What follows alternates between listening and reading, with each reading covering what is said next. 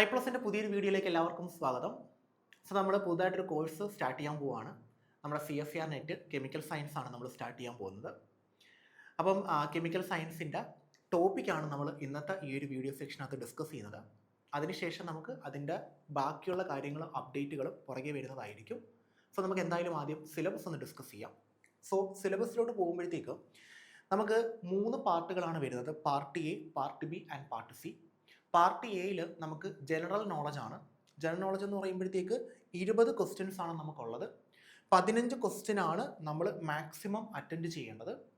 പിന്നെ പാർട്ട് ബിയിൽ നമുക്ക് പാർട്ട് ബിയും പാർട്ട് സിയും നമ്മളുടെ കെമിസ്ട്രി തന്നെ ആയിരിക്കും കെമിക്കൽ സയൻസിൽ. അപ്പോൾ പാർട്ട് ബിയിൽ നമുക്ക് കുറച്ച് എളുപ്പത്തിൽ ചെയ്യാൻ പറ്റുന്ന ക്വസ്റ്റ്യൻസും പാർട്ട് സിയിൽ കുറച്ചും കൂടെ ടൈം കൺസ്യൂം ചെയ്ത് ചെയ്യേണ്ട ക്വസ്റ്റ്യൻസും ആയിരിക്കും. ചിലപ്പോൾ അങ്ങോട്ടും ഇങ്ങോട്ടൊക്കെ ചെറിയ വേരിയേഷൻസ് വരാറുണ്ട്. പാർട്ട് ബിയിൽ നമുക്ക് 40 ക്വസ്റ്റ്യൻസ് ആണ്. 35 ക്വസ്റ്റ്യൻസ് വരെ മാക്സിമം നമുക്ക് എന്ത് ചെയ്യാം, അറ്റൻഡ് ചെയ്യാം. അതേ കണക്ക് തന്നെ പാർട്ട് സിയിൽ നമുക്ക് 60 ക്വസ്റ്റ്യൻസ് ഉണ്ട്.